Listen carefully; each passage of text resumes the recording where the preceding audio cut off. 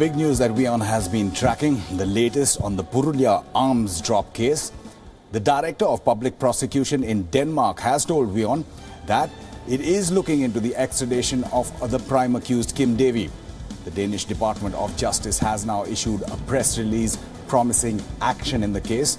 This comes just days after the Danish Prime Minister Lars Rasmussen told WION that the country will cooperate with India politically to speed up the extradition process. The Prime Minister Rasmussen had said that there were issues in the legal process and that the Director General of Prosecution is looking into it. So that's soon after the Prime Minister had spoken to NDTV's Siddhant Sibal, saying that the country was looking into the process of extradition of the main accused in the Purulia arms drop case. Denmark's Kim Davy, the Justice Department has now responded to WION, saying that it is looking at the case and looking at it from the point of extradition. So that's a huge impact of WION's reporting that a decades-old case seems to have been reopened, at least legally. Remember, India had asked for his extradition, and there is, I do believe, an extradition treaty between India and Denmark, but the case had got caught up in legalities with the courts getting involved, and the process is continuing there on whether Kim Davy can in fact be extradited.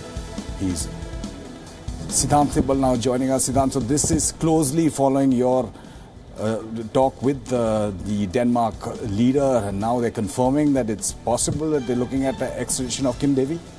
Well, we approached the prosecution services in Denmark. We raised this query and they have replied to us saying that they are looking into the extradition case regarding Kim Davy. This comes just days after that exclusive from Stockholm, where the Prime Minister of Denmark had spoken exclusively to WION, saying that his political backings are there with India when it comes to this particular case regarding extradition of Kim Davy. And now just coming just few days after that development, the Director of Prosecution has confirmed that they're looking into the case. They have also attached their release dating back to 2016, in which they have spoken extensively, that of course in the Danish language, but this development coming on the back of that big press, that interview with the Prime Minister of Denmark from Stockholm, in which he extensively spoke on the subject and also talked about how Denmark and India are resetting their ties, because remember, after the courts they rejected the extradition, the ties between Denmark and India had gone towards a low period. And after this summit, the India-Nordic summit, in which the Indian Prime Minister visited Stockholm after a gap of 30 years, he met the Prime Minister of Denmark. He had a talk with him. There was a bilateral meet, and now this development coming. And remember, the Prime Minister of Denmark told us that the Indian Foreign Minister will be visiting the country.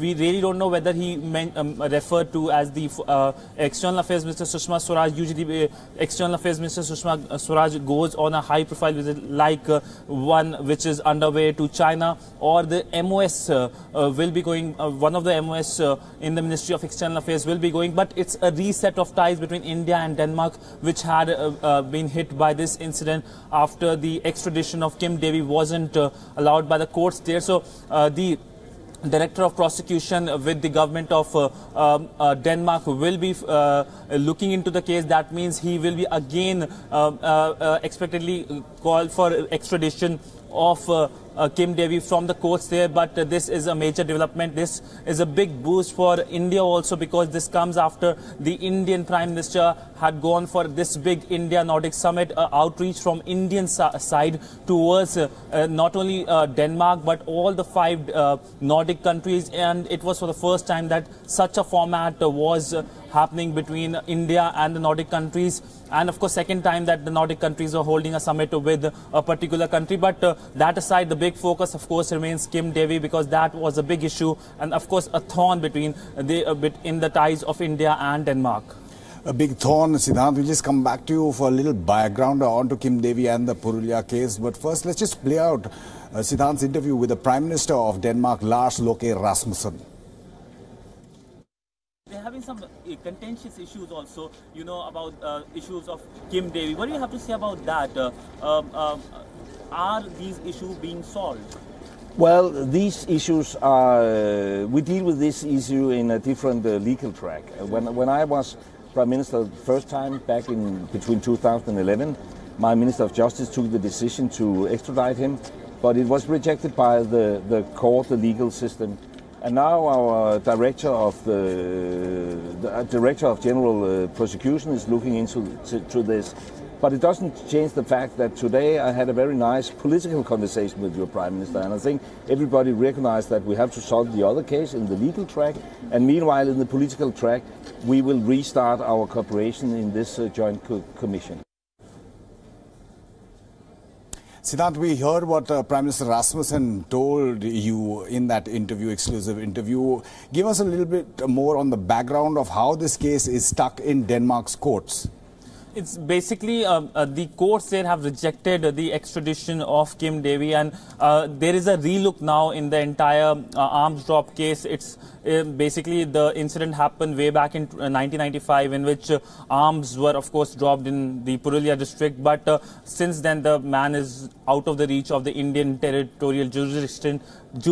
So it's now a case pending in the courts of Denmark, and of course India trying its best to get him extradited back to India. So big focus will remain on in the ties between India and Denmark will remain on how to get back this man from Denmark to India. Siddhant Sibal reporting from the newsroom on the impact that his reporting and WION's reporting has had. Denmark is moving, it seems, towards some sort of extradition of Kim Davy. Well, other news from Asia, Southeast Asia, where South Korea says that it has halted its propaganda broadcasts. It usually blares them across the border at North Korea.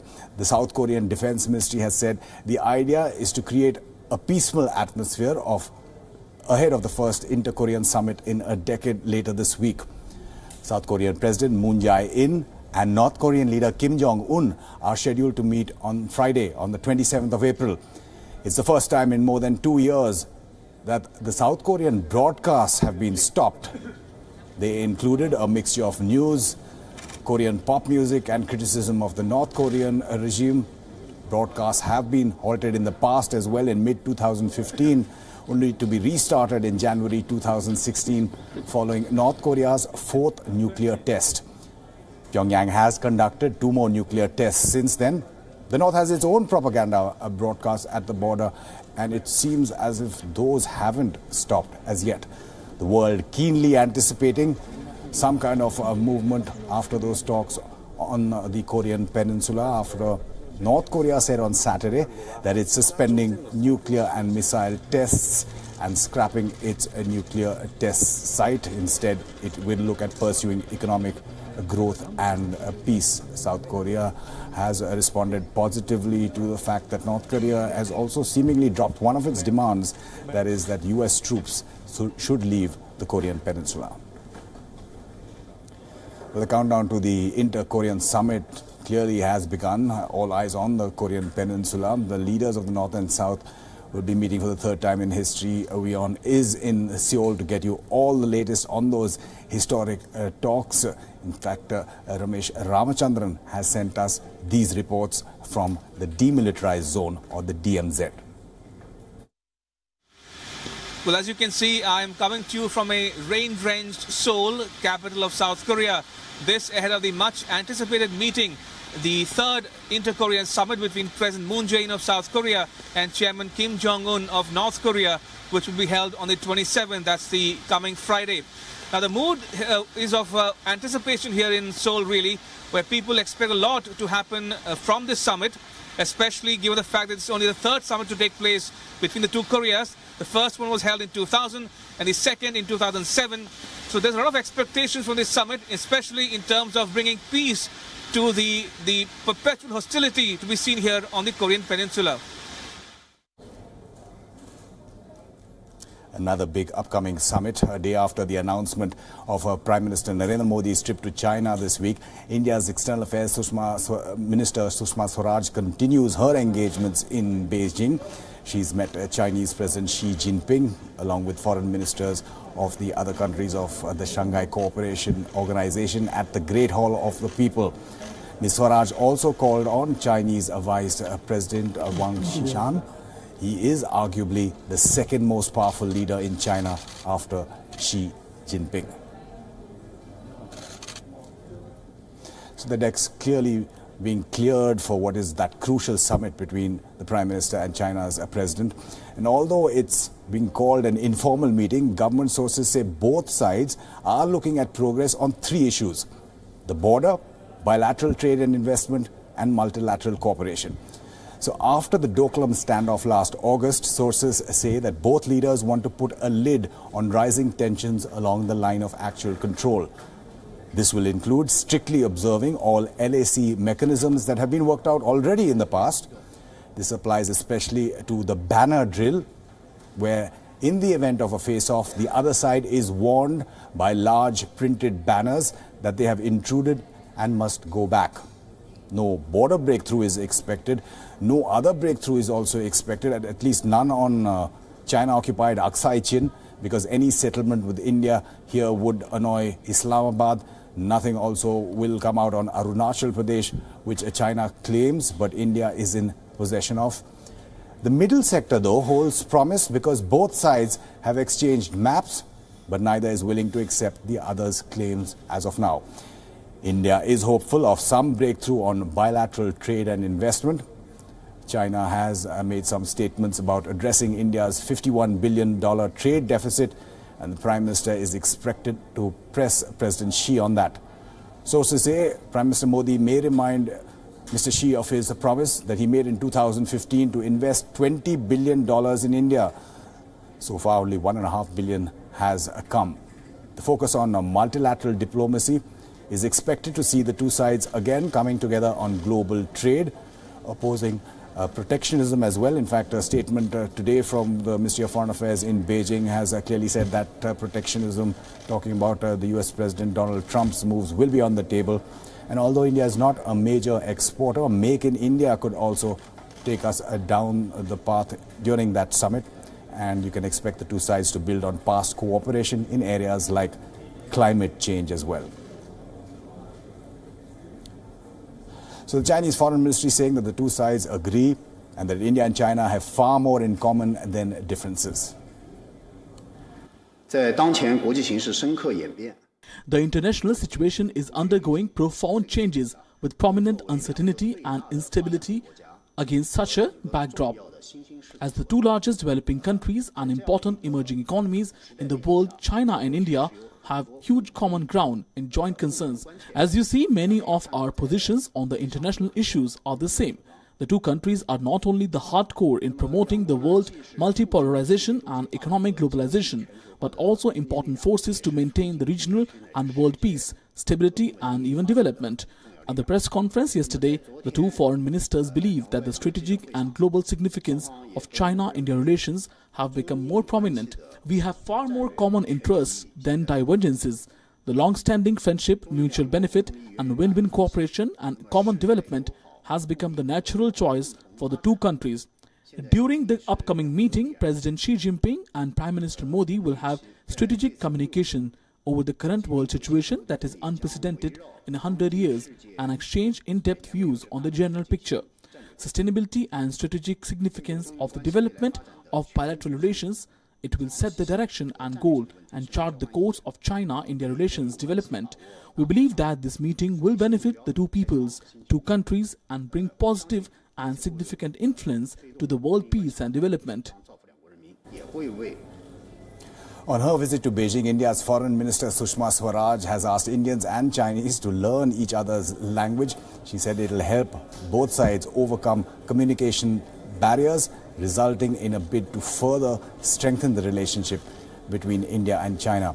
Ms. Swaraj made the remarks during a program called Contribution of Hindi in India-China Friendships, organized by the Indian Embassy. चीन में भारतीय फिल्में बहुत लोकप्रिय हो रही हैं। अभी कल मैं विदेश मंत्री वांगी जी से मिल रही थी। उन्होंने 3 फिल्मों का नाम खुद लिया, दंगल, सीक्रेट सुपरस्टार और हिंदी मीडियम। कि तीनों फिल्में बहुत ज्यादा चर्चित हुई कि भारत और चीन की मैत्री में हिंदी का योगदान। मैत्री किसको कहते हैं? दोस्ती को। और जब दो दोस्त आपस में बैठते हैं तो क्या चाहते हैं कि मन की बात करें, उनके जो दिल में आया है वो एक दूसरे के साथ साझा करें। उसके लिए भाषा की जरूरत होती है। मैं हिंदी बोलूं तो आप समझें, आप चीनी बोले तो मैं समझूं, तो हम इकट्ठे बैठ करके मैत्री भाव में बात कर सकते हैं। Talking about countries coming together in this region 3 years after Bangladesh, Bhutan, India and Nepal signed the motor vehicle agreement, the wheels have started rolling. 2 buses have started from Dhaka for Kathmandu and will transit through Siliguri. WION's Dhaka Bureau Chief Saad Hamadi reports. It's an ambitious project with emphasis on South Asia's sub-regional economic cooperation. It is hoped the bus service will increase tourism, but it will be quite a long journey. The trial bus service would cover about 1,200 kilometers over the next 3 days. The buses would halt for Tuesday night at Rangpur. On Wednesday evening, it would reach Siliguri, and on Thursday morning, it would start for Kathmandu. Our today's journey is to just do a survey and the way out how we can make ease for the future passengers. So all these 3 countries will work together so that this route can be feasible. And also, I think on this initiative, if our visa processing and other the formalities, if we can minimize that one, I think the people, especially the tourists, will be encouraged to visit through this route. A passenger protocol will be signed later in Delhi by the transport secretaries of respective countries. The journey will not cover Bhutan as the country requires a parliamentary nod to ratify the agreement. The failure to pull off SAARC has prompted South Asian countries to mull sub-regional economic cooperation. Tension in the region, such as the Rohingya crisis and the Doklam standoff between China and India, are major stumbling blocks to corridors of economic opportunity, such as the one between Bangladesh, China, India and Myanmar. Whether BBIN will increase trade and tourism is a test of time with a lot of skepticism, but nonetheless, this is a start. In Dhaka, Saad Hamadi, WION. And here's possibly another start, not in a bus, but in the air. News now for budget travelers. And you may soon have to make your air travel a little more pocket-friendly. At least this is what the new standing seats for airplanes promise. Standing seats might look like regular ones, but they are not, which means standing seats weigh 50% less than standard seats. They will not recline and are therefore less comfortable. They will have reduced legroom, obviously. There will be no table trays, no seat backs, and there will be no pockets as well. And there will not be any in-flight entertainment, but they will definitely cost you way less than your usual seats. Question is, will you be willing to sacrifice your comfort and, more importantly, your safety if that is an issue? Interestingly, these seats have a name too. They are called Skyrider 2.0 and have been designed by Italian design firm WION Your Story. The idea is to accommodate 20% more people into a cabin. You know, the standing seat isn't new. In fact, it's an updated version of the concept which was first proposed in 2010. It's been 8 years and it's failed to attract any airline so far, but it seems to be an attractive avenue for budget airlines. The question is, will it ever see the light of day?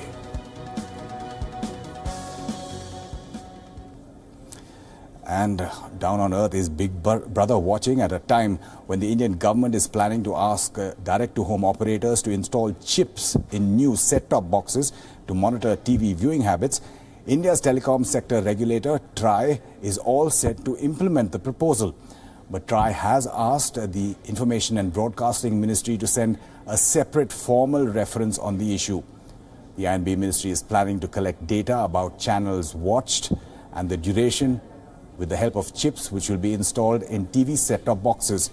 On the issue, WION spoke to the regulatory chairperson, R.S. Sharma. We had asked the ministry to send us, in case they want to sort of go ahead with any proposal, they make a reference to us. So TRAI's role, as you know, is of three types. Number one, we issue recommendations to the government, either suo motu or on the request of the government. That's number one. Number two is essentially we regulate tariffs, quality of service and interconnection in the telecom space. So that's the second part. So that's how it is. So the suo motu recommendation we have not given. The government has thus far not asked for any recommendations on that space. So on that thing, there's no communication so far, which is... No, we have made a communication saying that, in case you want our advice, kindly refer that matter. From content on DTH to content on YouTube, which is in a soup again. It was only recently when the company was criticized for collecting data on children. And now YouTube is facing a backlash over its inability to handle extremist content on its site.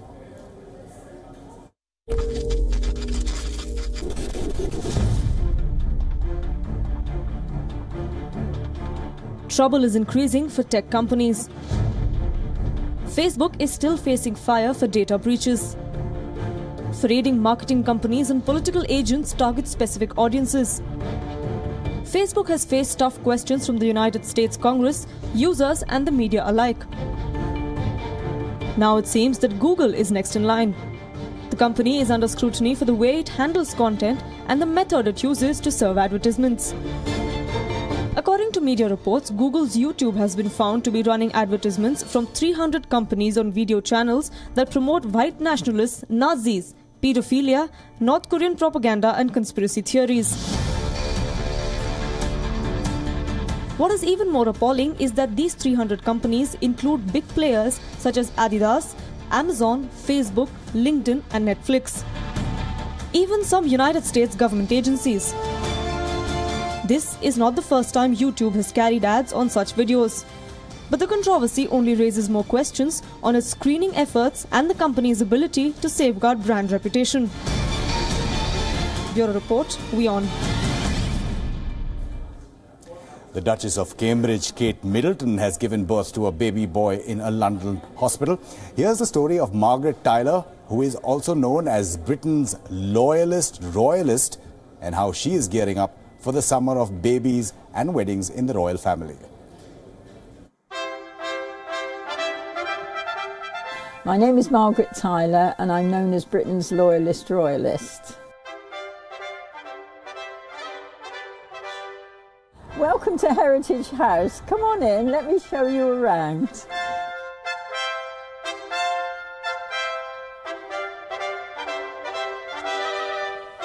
Here's my lovely picture of Harry and Meghan. I love this picture. It just sort of says it all. They're so filled with happiness, aren't they?